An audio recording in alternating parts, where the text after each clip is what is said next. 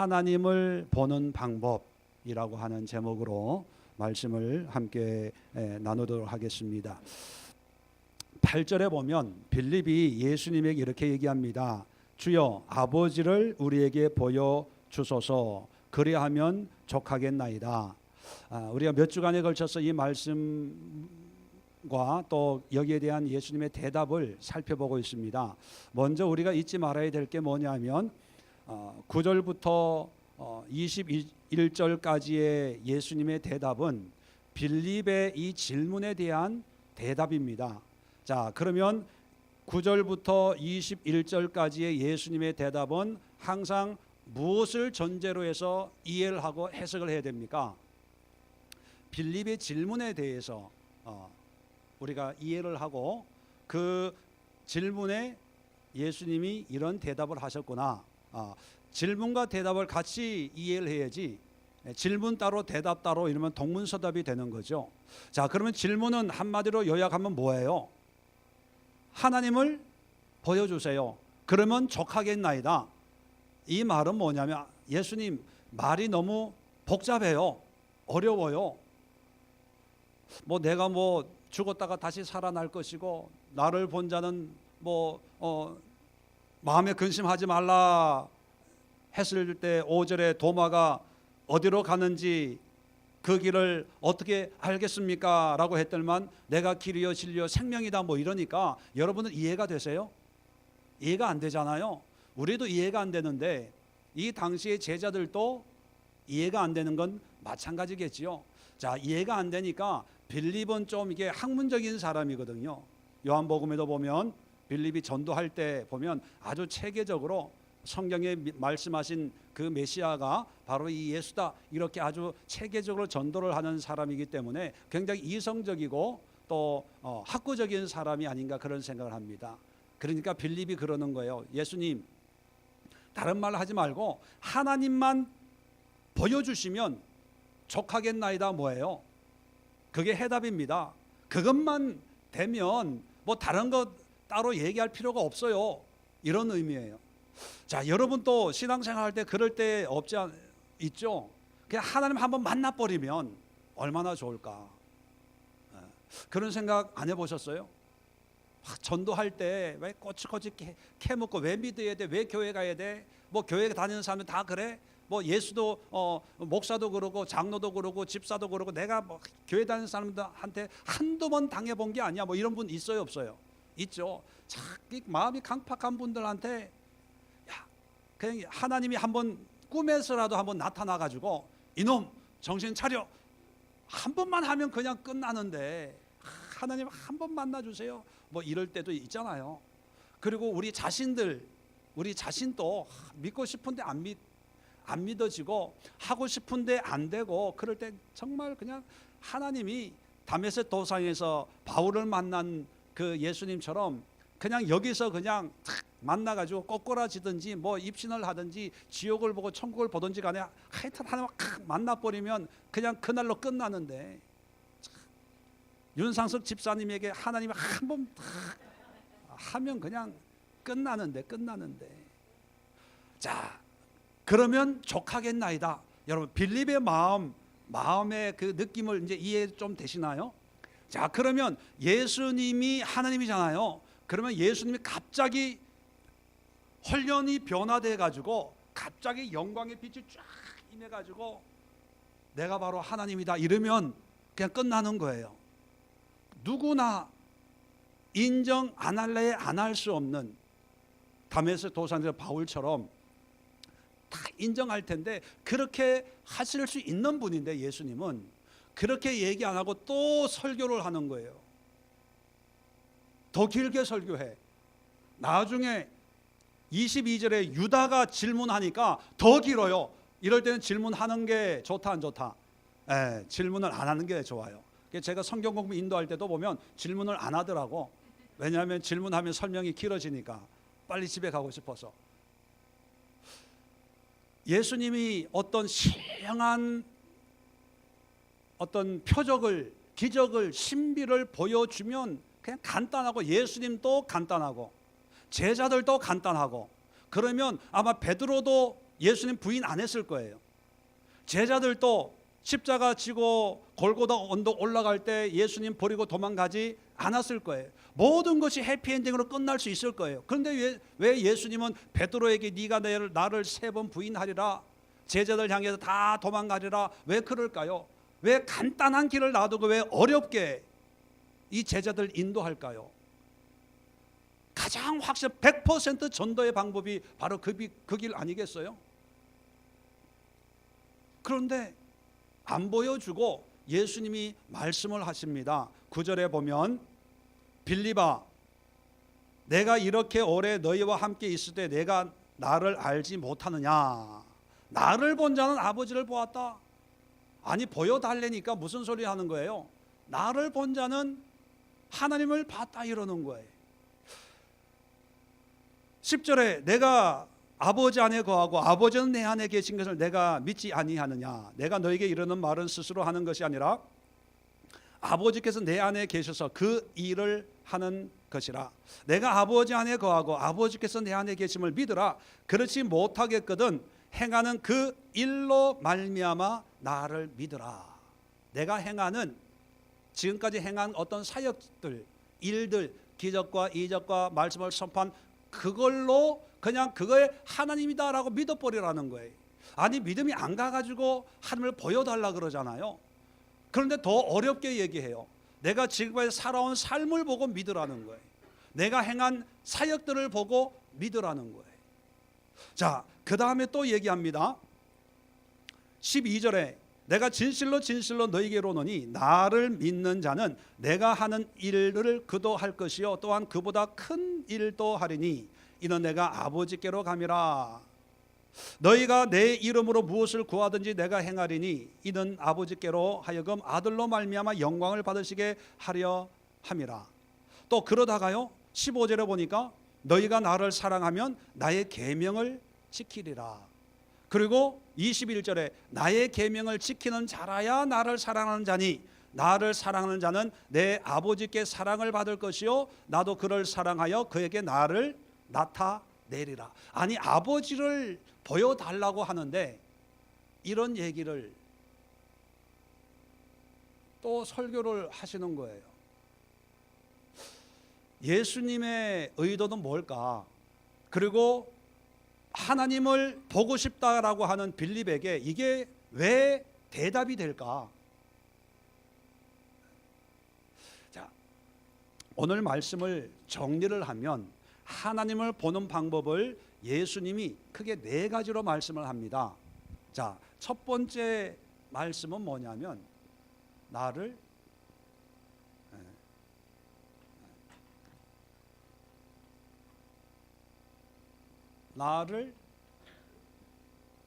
본 자, 나를 본 자는 누구를 봤다고요? 하나님을 보는 거예요. 그러면 하나님을 보기 위해서는 누구를 보면 돼요? 예수님을 보면 돼요. 그게 첫 번째 예수님의 대답이에요. 제가 나중에 또 설명을 드릴게요. 자, 그래서 하나님을 보고 싶으면 누구를 보면 된다? 예수님을 보면 된다. 나를 본 자는 아버지를 보았다. 두 번째는 뭐예요? 어제 지난주에 얘기했죠. 나는 하나님 안에 거하고 하나님은 내 안에 거한다. 자, 거하는 거예요. 예수님 안에 거하면 결국 누구 안에 거하는 거예요? 하나님 안에 거하는 거예요. 내 안에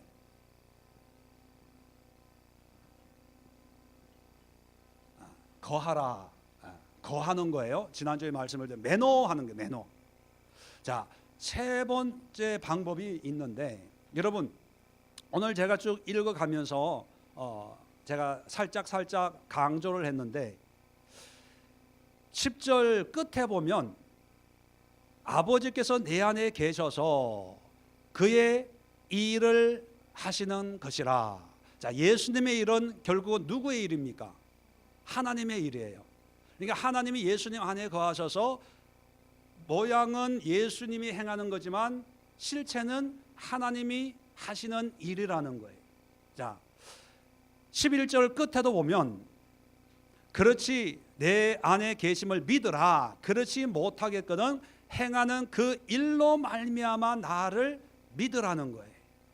자, 그러면 하나님을 본다는 것은 결국은 뭐를 보면 하나님이 이렇게 행하는구나 알 수가 있다고요? 예수님이 행하는 일, 내가 행하는 일. 일의 일. 네 번째 방법이 뭐냐 하면 15절, 너희가 나를 사랑하면 나의 계명을 지키라. 왜 계명을 얘기하냐면 21절에 나의 계명을 지키는 자라야 나를 사랑하고, 또 끝에 보면 그를 사랑하여 그에게 나를 나타내리라. 나를 나타낸다는 것은 내가 하나님이신 것을 깨닫게 하고 드러낸다는 거예요. 그럼 네 번째 방법은 뭐를 하라는 거예요? 나의 계명을.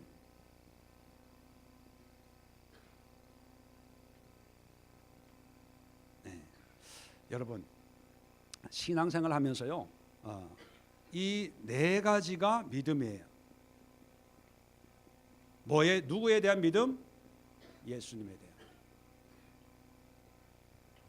우리가 예수님을 믿는다고 하는 것이 2000년 전에 예수님이 이 땅에 오시고 성탄절, 오늘 성탄절이지만 말구유에 오셔서 십자가 지시고 돌아가신 그 역사적인 예수님을 믿습니다. 예, 그것도 믿음이죠. 그런데 그러한 것을 믿는다면 구체적으로 실질적으로는 어떤 것을 믿고 어떻게 살고 어떻게 믿음 생활 한 것인가, 실질적인 이렇게 실질적인 삶, 믿음의 모양과 모습이 바로 이 네 가지 모습, 오늘 본문으로 보면. 자, 그러면 하나씩 설명을 드리겠습니다. 자, 왜 예수님이 아버지를 보여달라고 하는데 나를 본 자는 아버지를 봤다고 얘기합니까? 여러분, 성경에서 특히 유대 문학에서 안다, 본다, 듣는다 하는 것은 우리 귀로만 듣고 눈으로만 보는 것을 의미하는 게 아니에요. 안다고 할 때 우리 머리로 지식적으로 아는 게 아니죠. 어떤 걸 의미해요? 경험하고 체험하고 실체를 보고 듣고 하는 거예요. 샤마, 이스라엘의 교육법에 가장 중요한 것이 샤마, 들으라 이스라엘, 신명기 7장에 나오는 말씀이죠. 그 들으라 하는 것은 그냥 설교 졸면서도 그냥 들어, 이게 아니라 듣고 행하라는 거예요. 본다는 것은 그냥 눈으로 보는 것이 아니라 보고 본받는 거예요. 따라하는 거예요. 안다라고 하는 것은 지식적으로 아는 것이 아니라 경험하고 체험하는 것을 의미해요. 자, 그래서 나를 본 자라고 하는 것은 예수님의 얼굴을 한번 본 사람, 구면 이런 의미가 아니고 예수님의 말씀과 삶을 보고 그대로 흉내내고 따라 사는 그런 삶이에요. 자, 그러면 하나님은 어떤 모습으로 계시는 거예요? 예수님의 삶을 따라 사는 삶 속에 하나님의 형상이 있다는 거죠. 왜냐하면 빌립이 하늘을 보여주세요라고 질문을 했다는 것은 뭐냐면 어떤 하나님의 어떤 특별한 신비로운 형상을 경험하고 싶어 하는 거예요. 불이 번쩍번쩍 하든지 지진이 일어나든지 천둥 번개가 치든지 뭔가 초자연적인 어떤 신적인 어떤 임재의 어떤 특별한 역사를 기대하면서 하나님을 보여주세요 그러는 거죠. 자, 거기에 대해서 예수님은 전혀 기대와 다른 방법을 얘기하는 거예요. 한마디로 얘기하면 내가 행한 대로 너도 살면 그게 하나님이야 이거예요.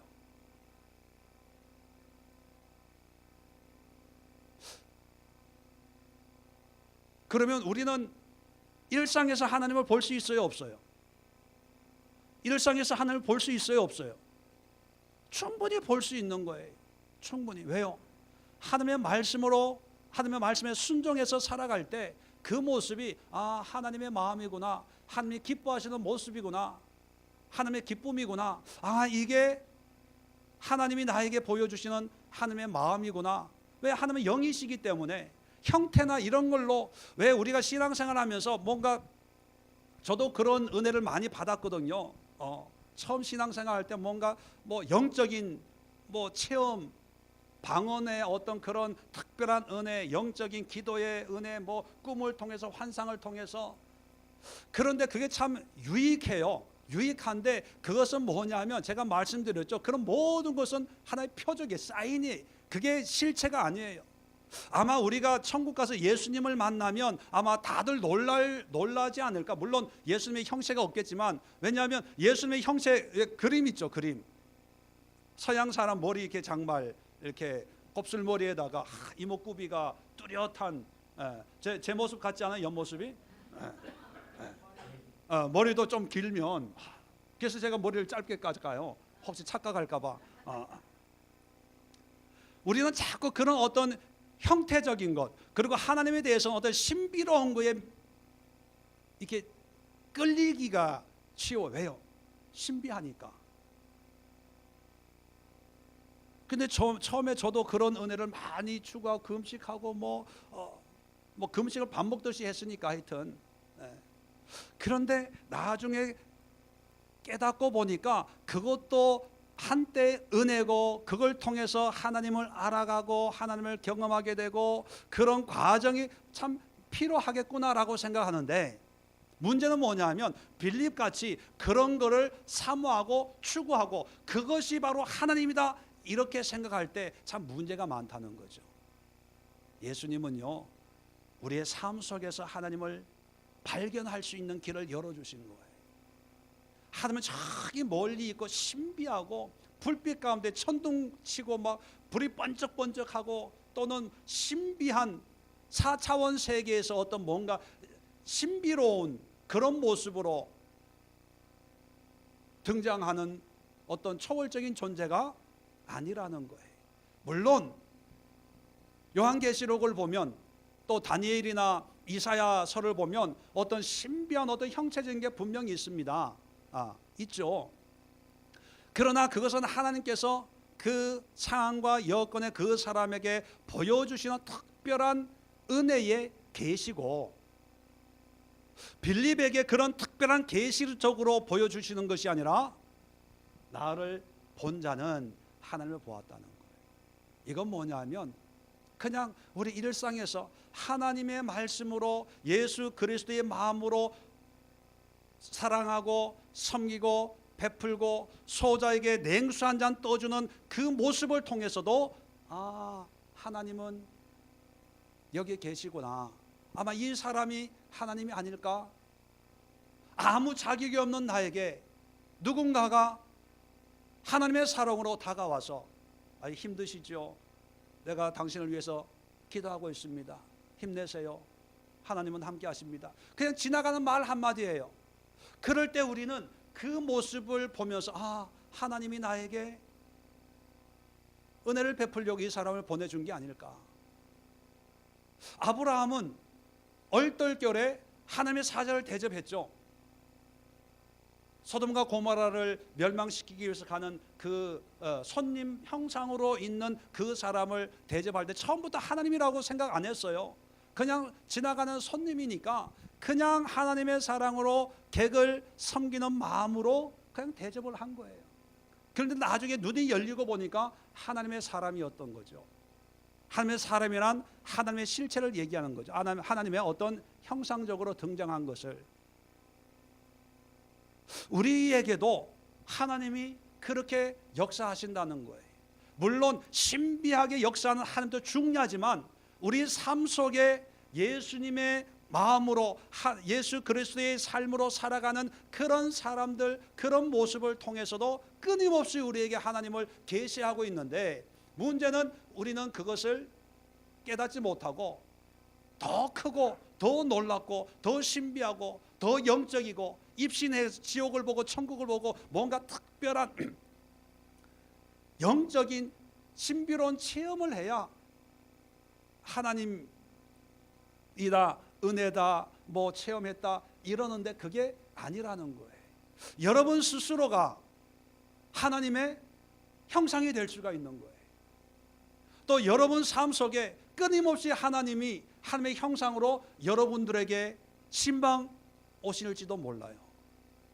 그렇다면 우리는 그런 모습을 하나님이 나를 위로하려고 보내셨구나. 하나님 감사합니다. 하나님을 찬양하고 하나님을 섬기고 하나님을 예배하고, 또 때로는 하나님이 나를 책망하기 위해서 이런 소리를 듣게 하셨나 보다, 깨닫게 하시나 보다, 이런 설교를 듣게 하셨나 보다.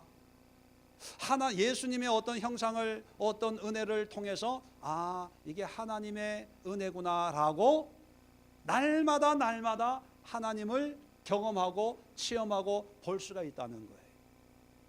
이해되시겠죠? 자, 두 번째, 내 안에 거하라, 매노하라는 거예요.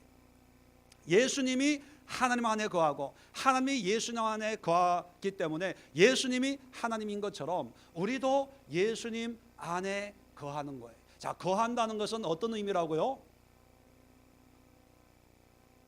예수님의 생각과 예수님의 마음과 예수님의 뜻으로 살아가는 거예요. 15장에 오면 포도나무 비유를 하고 있습니다. 내 안에 거하라. 똑같은 말이에요. 포도나무 가지가 포도나무에 붙어 있어서 그냥 붙어 있는다고 되는 게 아니에요.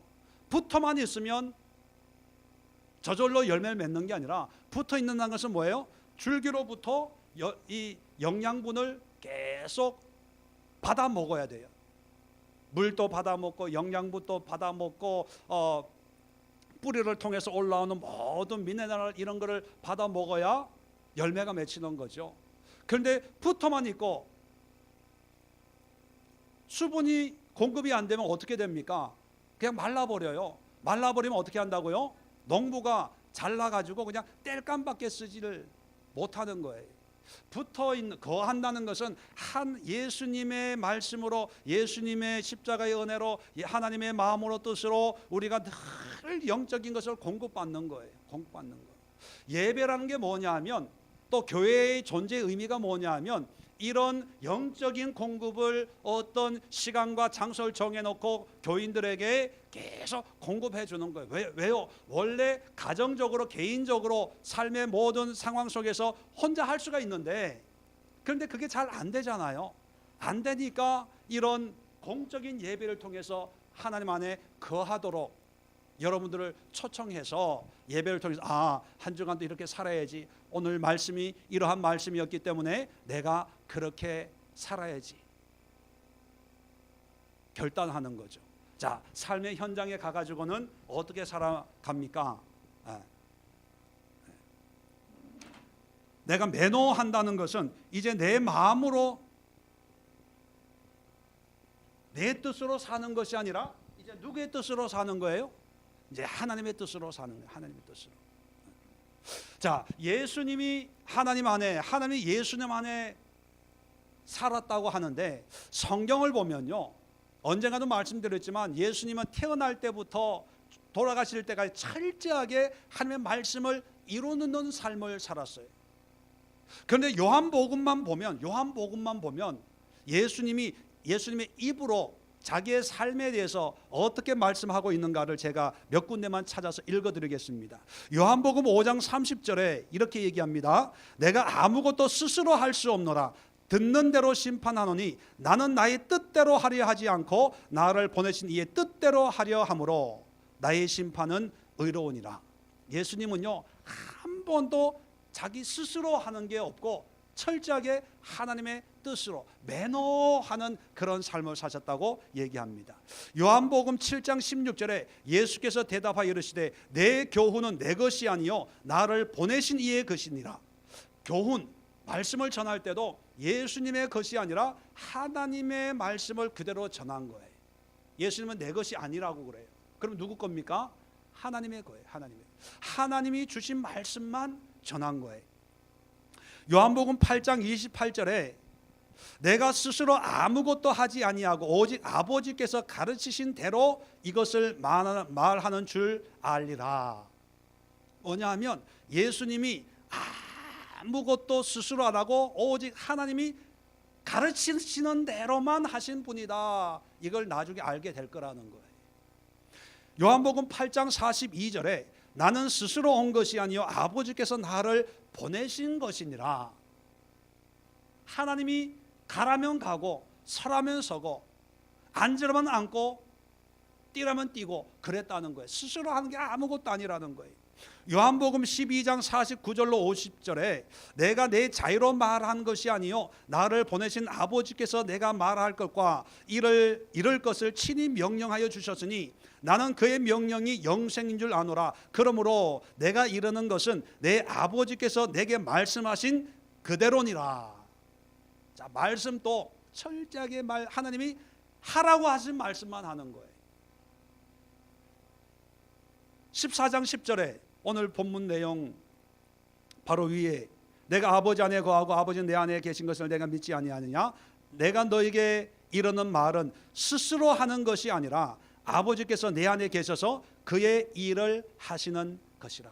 말씀 전하는 것도 하나님이 내 안에 계셔서 하나님이 하라고 하는 그 말을 그냥 전달할 뿐이라는 거예요. 자, 그렇기 때문에 예수님 안에 거하면 곧 누구 안에 거하는 거예요? 하나님 안에. 그렇기 때문에 예수님을 보면 누구를 보는 거예요? 하나님 안에. 자, 그러면 우리는 자꾸 어떤 신비한 것을 자꾸 추구하려고 하는데, 그래서 하나님 앞에 보여주세요 보여주세요 하는데, 이 하나님을 만날 수 있는 비결은 뭐냐면 우리도 예수님 안에 거하면 하나님을 경험할 수 있고 볼 수 있고 깨달을 수가 있다는 거죠. 왜냐하면 예수님 안에 거하는 것이 하나님 안에 거하는 거고, 예수님을 보는 것이 하나님을 보는 거기 때문에 우리는 예수님 안에 거하는 거예요. 그럼 안에 매너한다는 것은 어떤 의미라고요?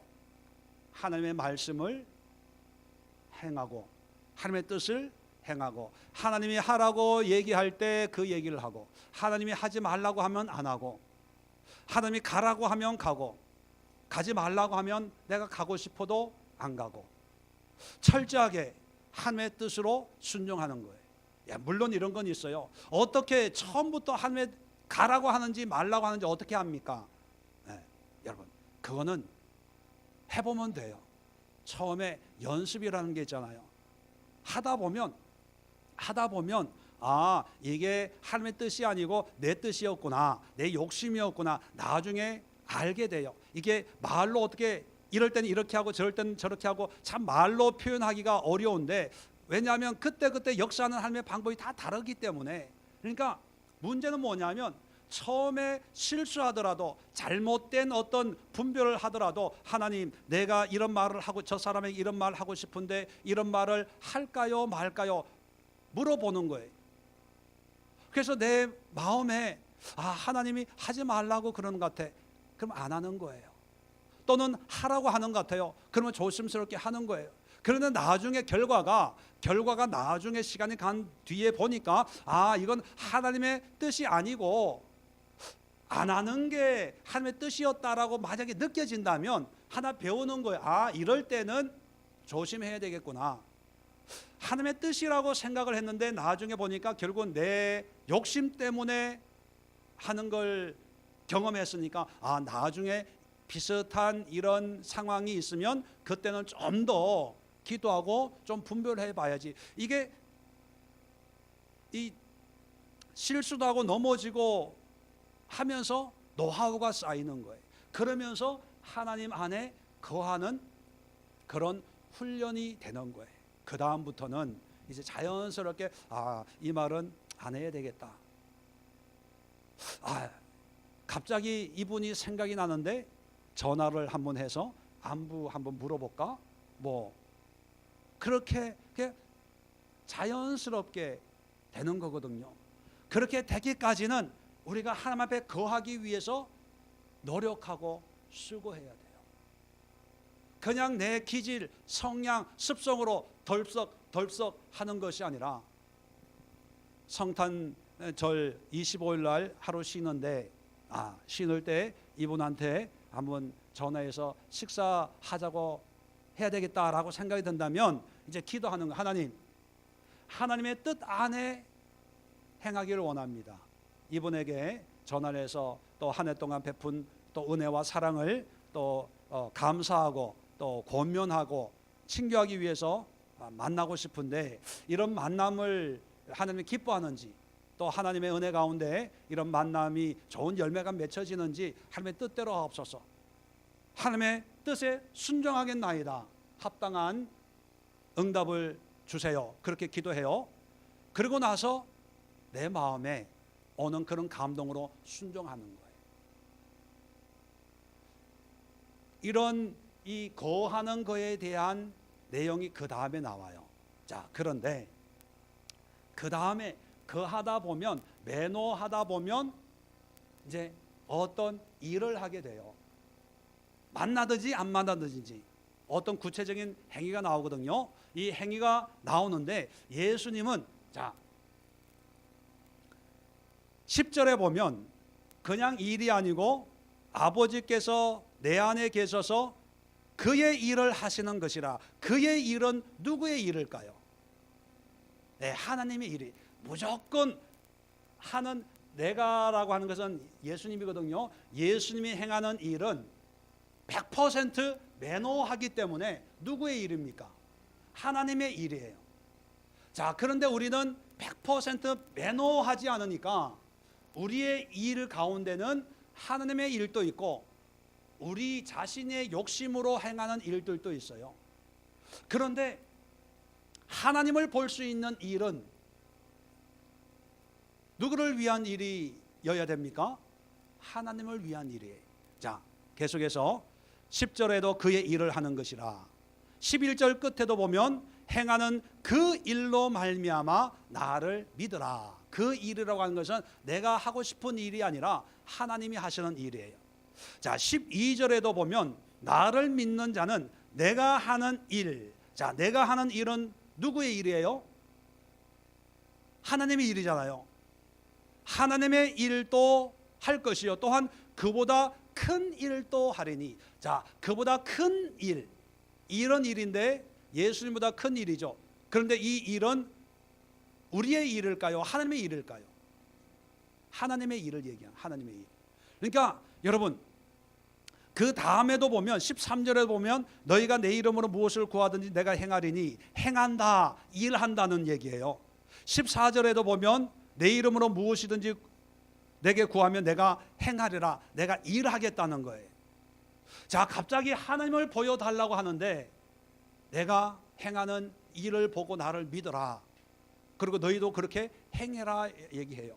그러면 이 행하는 일은 결론적으로 누구의 일을 행하는 것이다?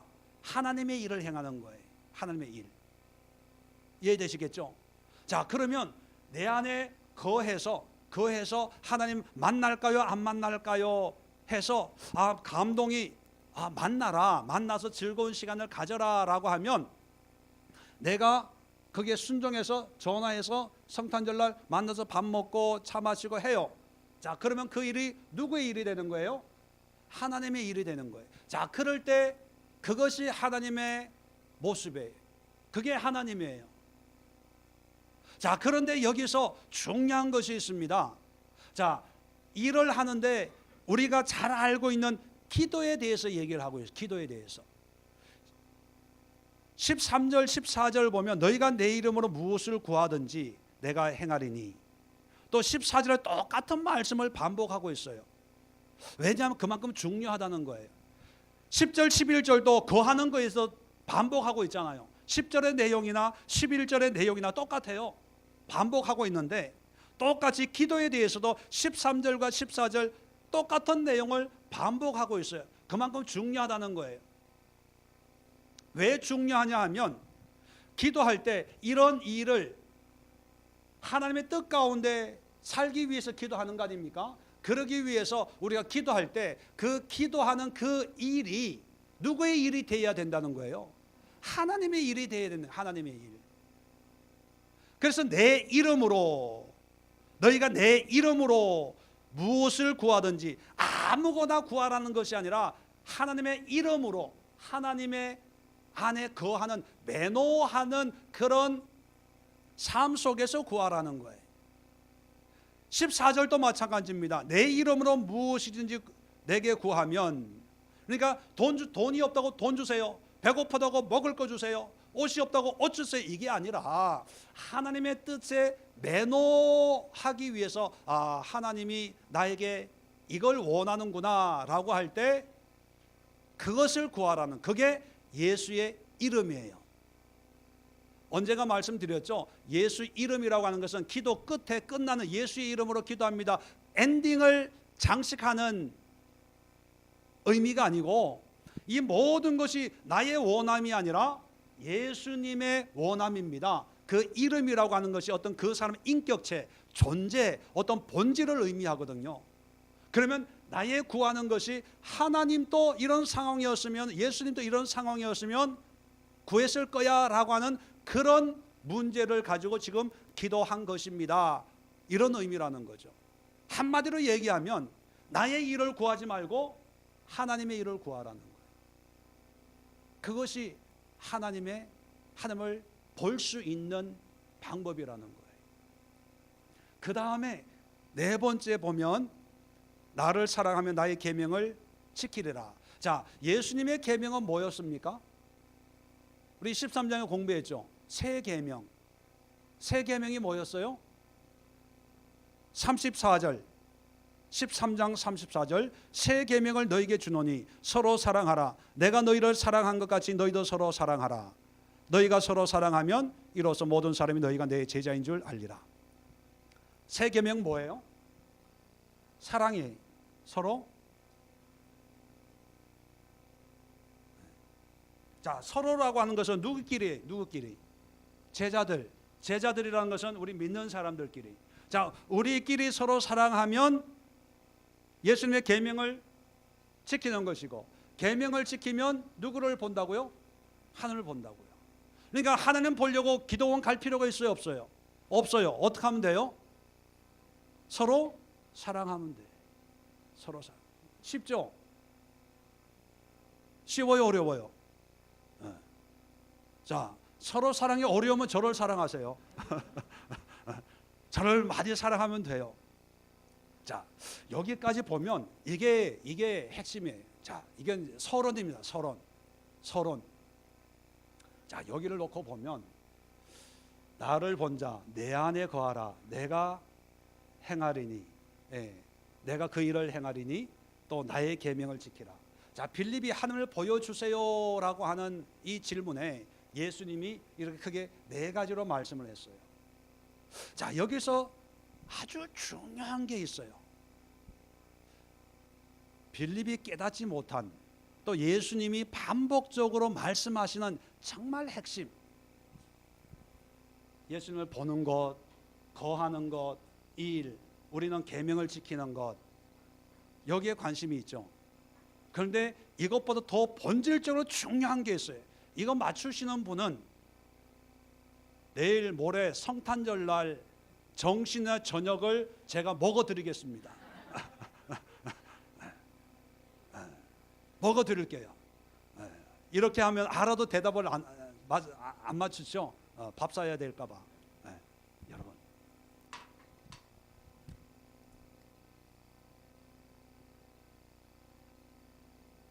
나를, 내 안에, 내가, 나의, 계속 얘기해요. 이 나가 누구예요? 예수님이에요. 한번 생각해 보세요. 빌립은 누구예요?